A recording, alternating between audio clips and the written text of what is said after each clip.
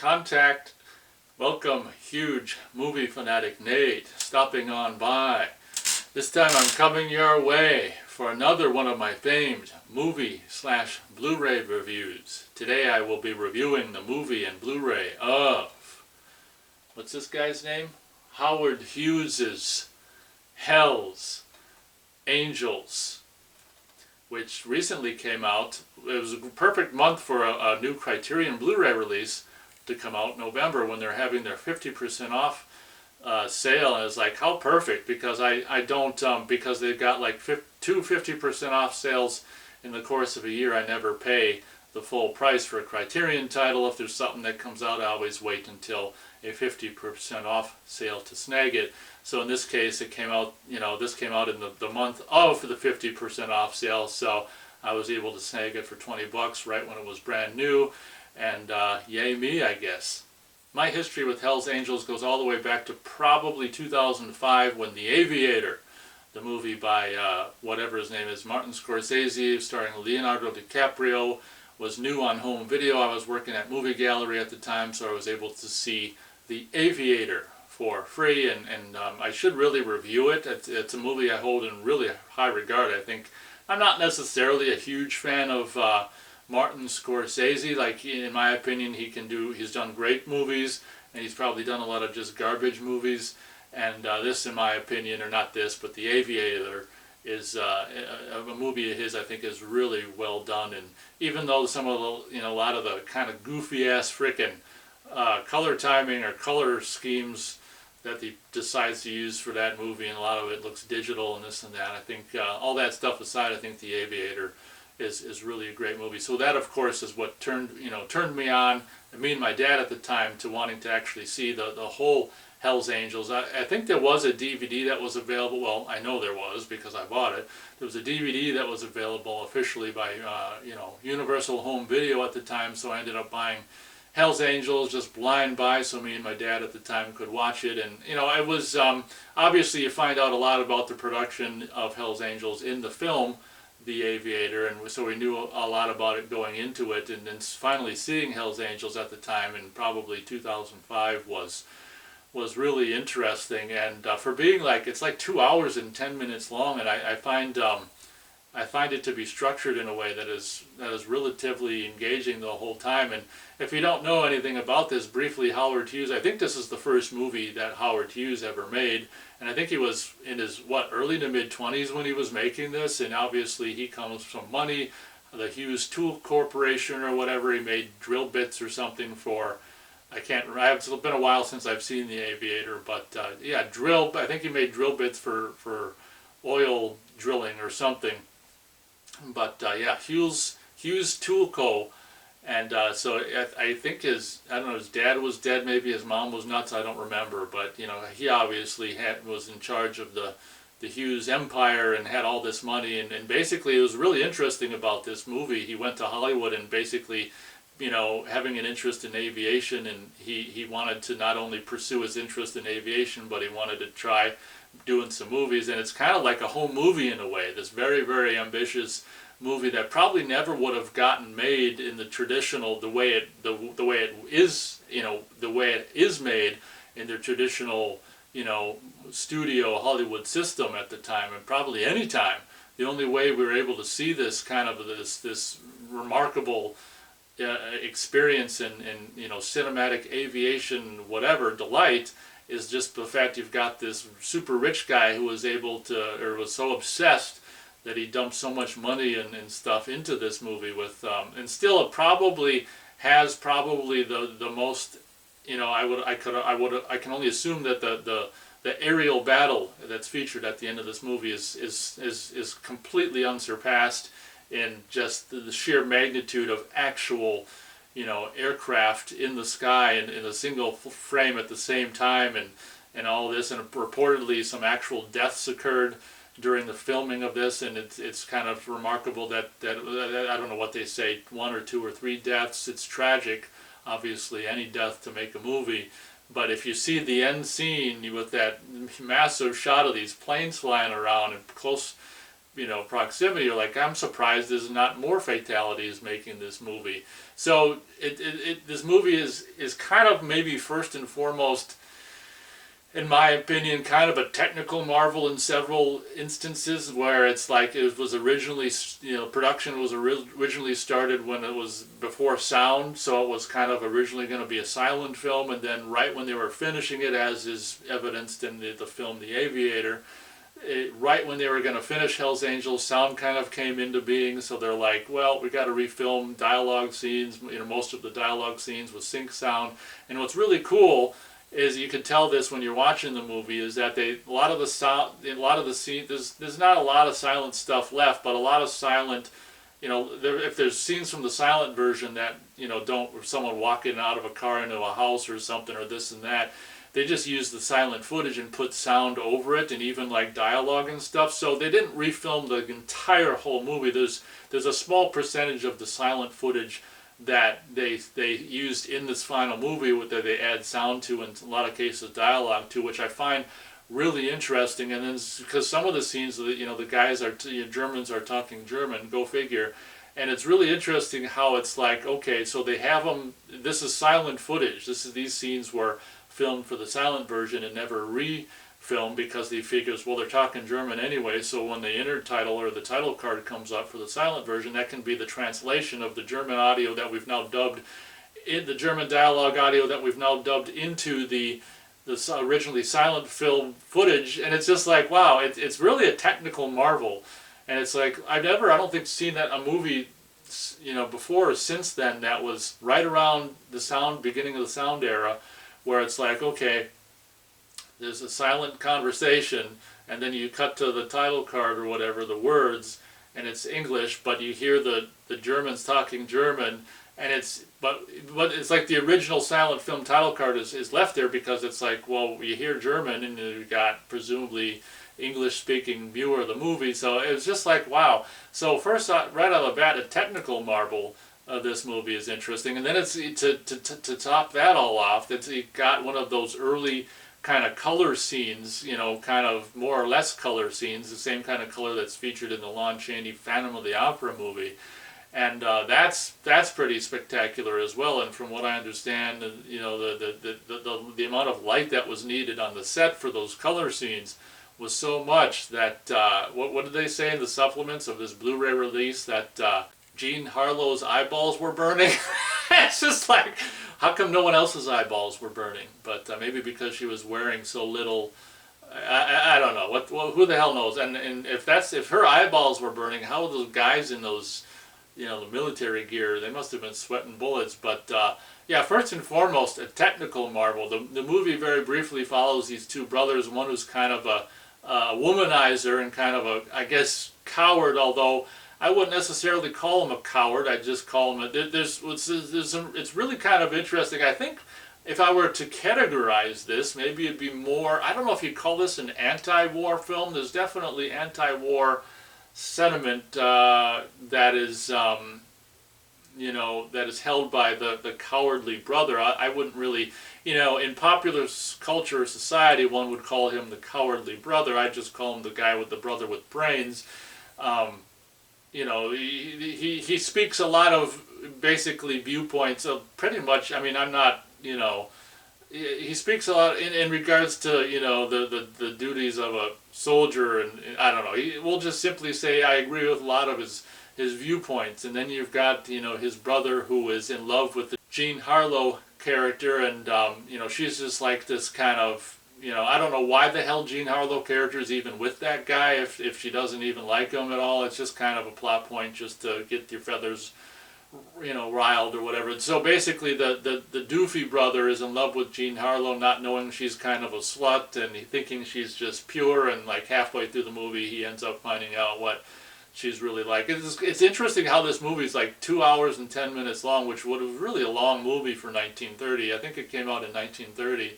And it was really cool, like halfway through or whatever, it's got an intermission, and it's just like an hour in, it has to have an intermission. That's kind of interesting. A lot of movies in 1930 were, if you look at like The Invisible Man from 1933, it was just like, what was it, like 70 minutes long or something? Of course, King Kong from the same year was, I think, Was that a better part of 2 hours? Was that like an hour and 40 something minutes? So I guess there's longer movies in the early 30s, but this was, I think, longer than your average movie in 1930. So it's got one of them cool intermissions and things, and also like so many movies in the early sound era, it's kind of got music, opening credits, intermission, and not so much during the movie, which is kind of interesting. Very, very normal practice for the early sound era to actually like not really bother with music during the movie, but it also kind of adds to the, I guess, realistic nature of what's going on screen or whatever. So it's basically about these two brothers, one doofy guy who thinks this slut is pure, and meanwhile she's a slut, and like I say, why she's with him at all is kind of a mystery. Like, I don't think he's any rich. Like, if it was some rich guy or something, or some handsome guy, like, you could understand it, but he's like nothing, neither of that stuff, and I don't know why she's wasting her time with him anyway, but maybe just because she's kind of a bad girl and just having fun, or who the hell knows why. But Jean Harlow, and I'm pretty sure this is Jean Harlow's first movie, and it's kind of interesting how her first movie is the only movie that we ever see Jean Harlow in color. That kind of, that half-ass, whatever the hell it is, kind of, well, it's not half-ass, I mean, it is color. That the scene at the ball or the masquerade, it's kind of similar to Lon Chaney Phantom of the Opera, where this, this big, huge, sprawling, ball event or whatever, masquerade, whatever the hell they're at. It's not a masquerade, but it's like a big, dance ball thing, is in color, and kind of interesting. But the movie just follows the exploits of these two brothers, the coward guy and the doofus brother, and then Jean Harlow, as World War I unfolds and stuff, and their life. And early on, they're buddies with some German guy, and it's kind of interesting. I might want to say that the dynamic in the first half with like the German friend they have, and then the German friend has to go and like, these guys, I think, are these doofy brothers supposed to be British? I think so, although I don't think have like British accents. But at the beginning, they're all chummy, before World War I starts, they're all chummy, the two British brothers and with this German guy, and as the World War I starts, they're like, the German guy's like, God dang it, I don't want to end up having to be your enemy and stuff. And there's a scene with the famous scene with the freaking blimp and the, Germans trying to bomb, British whatever, targets on the ground, in this famous scene that takes place at night and with so many miniatures. This movie's so awesome because it's a combination of, miniatures, and, towards the end it's mostly actual airplanes and stuff. But the blimp scene halfway through or whatever, where the Germans are like trying to bomb, targets on the ground of the British targets or whatever, is mostly possibly all miniatures and stuff, which is so freaking cool. So I find that like the first half with that scene really, really tragic, where it's like this German guy who's friends with these British guys is forced to like, potentially bomb British targets. And what's really cool is like he'll intentionally, he's sent down in this thing to do the targets, and he intentionally, and what's really cool about this scene is, it's shot as a silent movie. So this scene is predominantly silent. It's got little, talking and stuff and this and that with Germans in German, and then an audio, and then you can read the English title cards or whatever.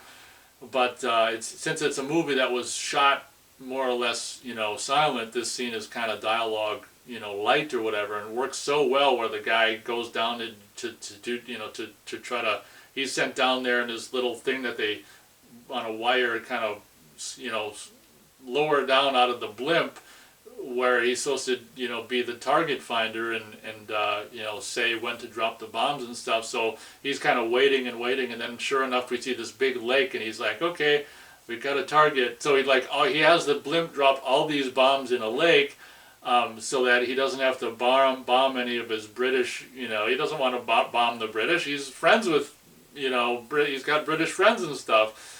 And meanwhile, the Germans, the higher ups in the blimp, they don't know, he's just radioed radioing up to them saying, yeah, we got it, yeah, we got the targets.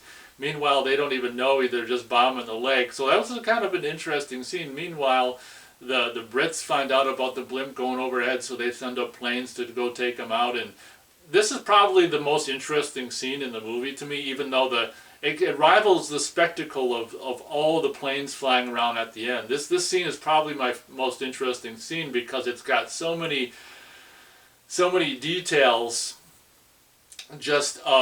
It's just like, oh my god, oh my god. It kind of ramps up like, oh my god, what happens to characters? I'm not going to spoil that, but then there's a scene where it's like they got the Brit planes are gaining on them after they drop all the bombs in the lake, unbeknownst to all the higher ups in the blimp or whatever, the German higher up soldiers, and the Brit planes are catching up on them, and they're like, we got to ascend, we got to drop all the weights, drop all the water ballasts, do all this and that, and throw all the gear out of the blimp we don't need. And it gets to a point where we're not ascending fast enough. We got to start, just having these peon German soldiers start jumping out for the fatherland, kind of jump out of the blimp so they can, so the remaining higher up guys can have a chance to escape. It's just so tragic, and I dare say this kind of thing possibly even happened. Who the hell knows? I mean, pretty much everything has happened in this world, unfortunately, and that scene is probably the standout scene for me. It's just got it's just like so tragic, and how it's all taking place more or less with little to no dialogue is really interesting. And the early sound effects of the time with the blimp and the explosion sounds, and really cool. And as I said, like, this movie kind of stands apart from movies that came out in 1930 in a way, because, as I said, because this rich guy Howard Hughes just had this obsession with doing this movie, and it's like nothing was going to really stand in his way. He could afford to waste so much money on this movie that it was an interesting depiction of like what can be done by an outsider. What kind of a movie can be done by an outsider coming into Hollywood in the late 20s and into the finishing a film into the early 30s. And it's really a remarkable movie, even though like maybe but I mean, a lot of movies from the early 30s and stuff had the same kind of maybe more or less cookie cutter kind of theatrical characters. So as much as I want to kind of say that as like a problem this movie has, I mean, it was pretty much the way characters were in movies in the early 1930s anyway. So I think that's pretty much all I'll say about the movie. Like I say, it's 2 hours and 10 minutes long. It really kind of goes by fast, and the scenario that they work out for the movie is really kind of interesting and stuff. And I was trying to work out my star rating for this movie. I think I'll just go for it and just give it 4 out of 4 stars, because the achievement it is, especially with the aerial battle at the end, which is just like, I don't know how many planes are all in the sky at the same time, in a lot of cases in the same shot, which unfortunately makes them almost look like toys. There's really no way around that. If you want this grand shot of all these planes in the sky, it's got to be from such a distance where they all look like they could be gliding, little glider planes you throw into the... So it's just like, nowadays you could do this with like, have a whole bunch of RC planes and stuff. You could do the same thing, and you wouldn't even have to do it with like CG.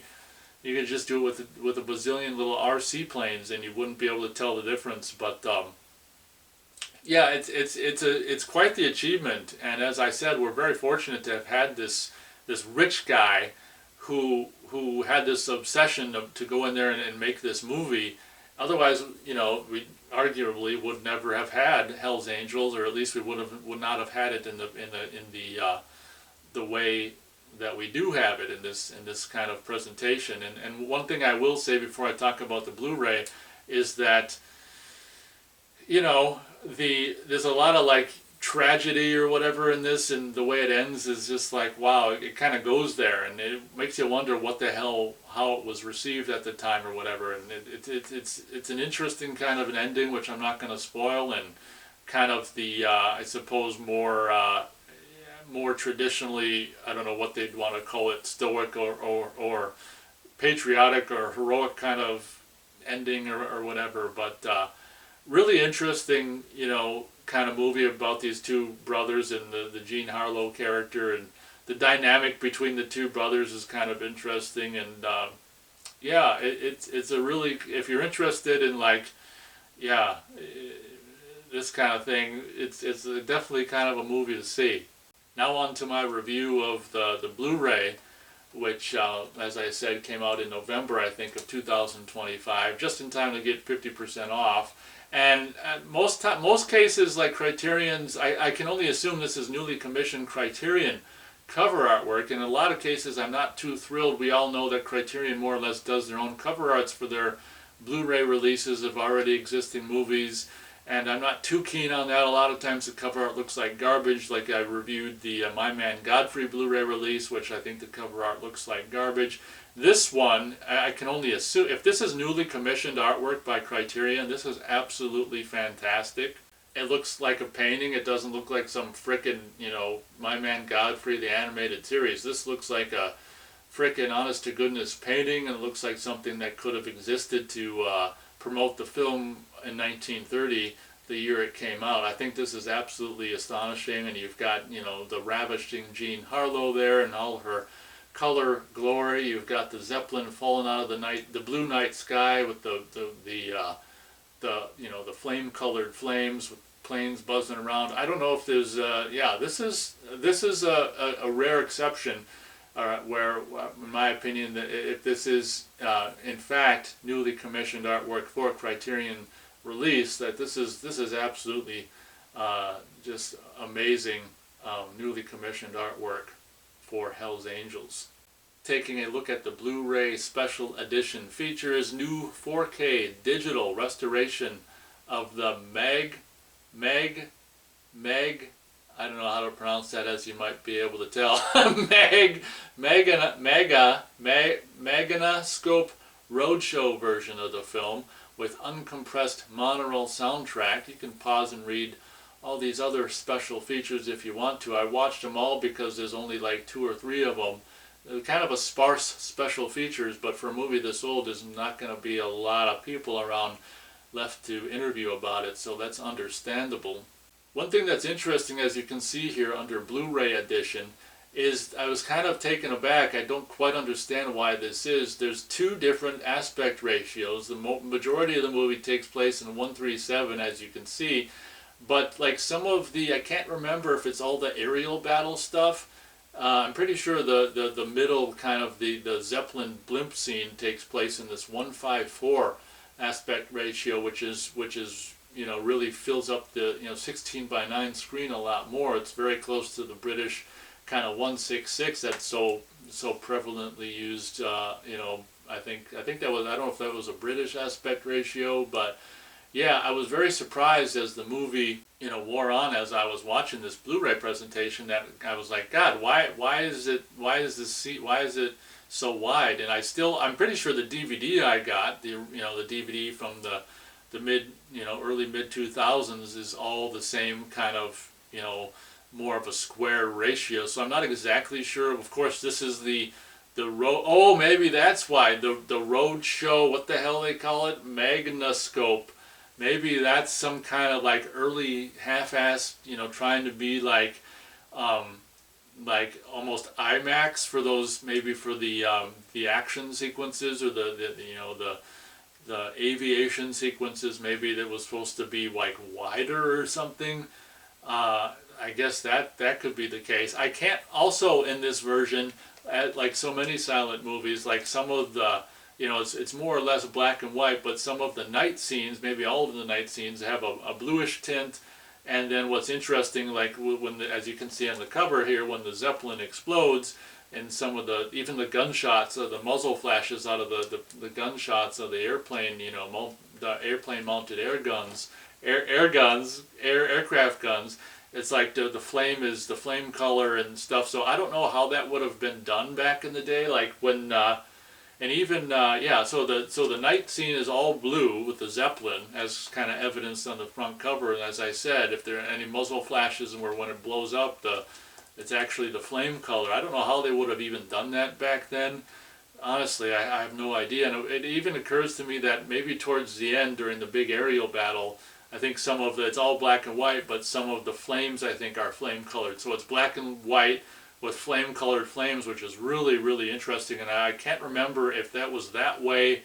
Might have been that way on the DVD as well. I can't remember that, but I'm not exactly sure what's different from if the version on the DVD isn't the roadshow version and this is, like what the differences are, other than maybe just that shifting aspect ratio. But I am kind of worried that I hope they, for this Criterion version, that like I didn't cut off top and bottom of it just to make it look wider. But it very well could be the case. It seems like there was some shots where, you know, you're supposed to see the grouping of planes closer to the top of the frame and it looked cut off. So I really can't comment on, you know, maybe that stuff is more talked about in the booklet. If there's a booklet in here, it's possible. Well, we'll just show you this just so I'm not being a jerk. What it says here about The Master. Hell's Angels is presented in the aspect ratios of 137 and 154 undertaken by Universal Pictures. This new 4K restoration of the Magnascope roadshow version of the film was created from a 35mm duplicate negative. The original monaural soundtrack was remastered from the 35mm optical soundtrack negative. Elements were provided by the, you can read that. So it doesn't say anything about like why there's, you know, the varying aspect ratios, but as I said, that must be for the Magnascope roadshow version.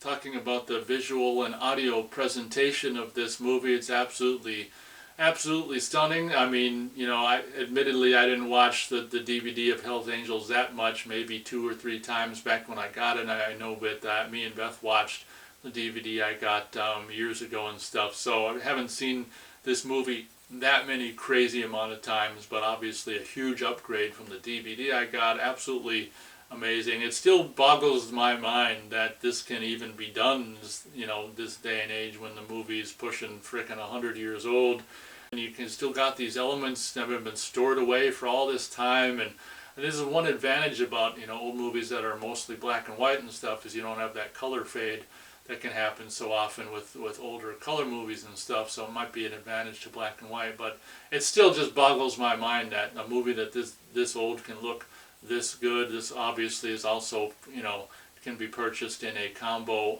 you know, a 4K UHD Blu-ray combo pack. I opted just to save the $5 and just get the Blu-ray version, as times are tough these days. But yeah, absolutely just stellar visual and audio presentation. I mean, obviously being an early sound film, there were a little bit of audio anomalies here and there that were to be had, but nothing that's going to ruin the whole overall appearance of the movie. Yeah, very, very pleased with the visual, you know, the video presentation of the image.